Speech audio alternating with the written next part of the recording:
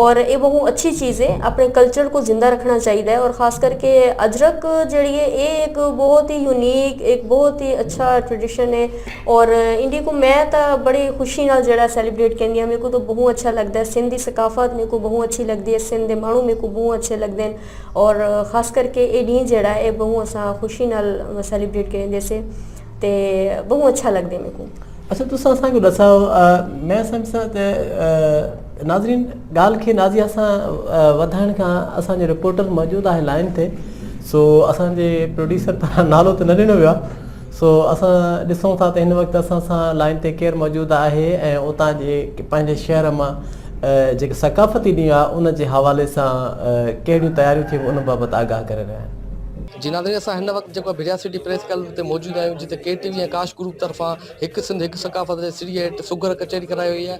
उन हवाले सां असां जेके सिंध जा मशहूरु सुगर हिते मौजूदु आहिनि उन्हनि सां ॻाल्हि ॿोल कंदासीं त उन्हनि जो छा चवणु आहे। टोपी अजरक पटको लोई सिंध अमड़ जी सूंहं सभोई।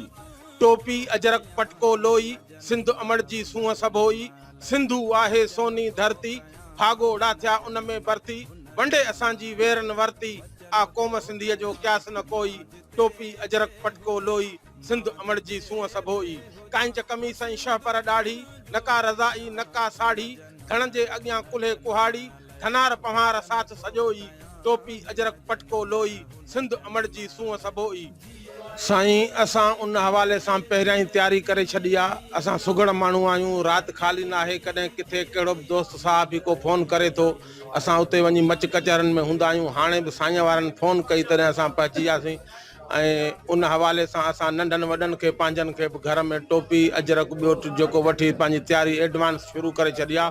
5 डिसंबर ते दुनिया जे कहिड़ी बि कुंड में हूंदासीं, सिंधियुनि सां गॾु हूंदासीं ऐं उहो ॾियारो ईद वांगुरु ईद खां अञा भलो करे मल्हाईंदासीं जिते बि हूंदासीं। बिस्मिल्लाहिर्रहमानिर्रहीम। हीअ तमामु असांजी ख़ुशी जो ॾींहुं आहे।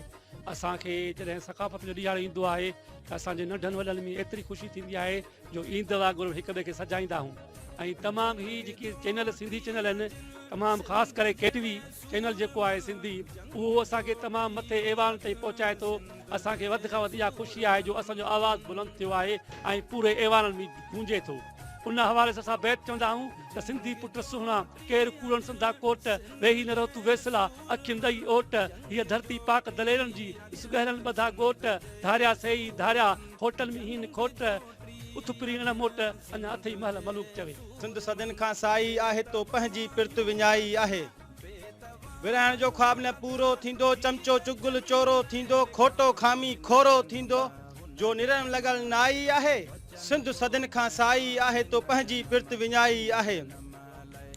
हर हर ॾींहुं थो खाली होका, टिकरे में तोखे लॻंदई टोका, क्यारी में तोखे लॻंदा कोका, तकर तोखे दवाई आहे। सिंध सदिन खां साई आहे तो पंहिंजी पिरत विञाई आहे। हर सिंध वासीअ जे लाइ इहो पैगाम छॾींदासीं त जीअं ही दोस्त जीअं जहिड़ी तरह सां ऐलान करे इहा ख़ुशी वंडनि पिया, उन में हिननि दोस्तनि जो सभई सहकार ॾेई हथ हथ में ॾेई हिननि सां बदीअ जो ऐलान कनि ऐं पंहिंजे क़ौम सां उजागर करण जी कोशिशि कनि। जी नाज़रीन, भिरिया सिटी प्रेस क्लब आहे सुगड़नि ऐं शहरनि जूं ॻाल्हियूं ॿुधियूं।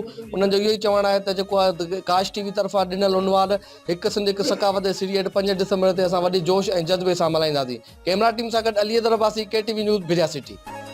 साईं गुजारत थी वञे, साईं गुजारत पई चवे त ज़ात शहर मिटीअ जहिड़ी लीला।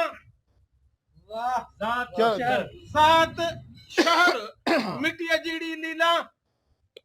मां त ॿुध चवां पियो त लिगारी ख़ुश्क पिंदा पई ऐं लुंड लोहार, कलर कलेरी कपरी कोरी ऐं कुंभार, ढोल दाया लंघा लोरा तोरे पहियार, अच्छा कारा लांडर कीरिया बुड़दी बोसदार, बबर ठकुर मलक माक सुरहा सोहू भील बागड़ी राजड़ ऐं रेढार, गबोल गडाणी आलमाणी पठाण ऐं पवार बचे बचे।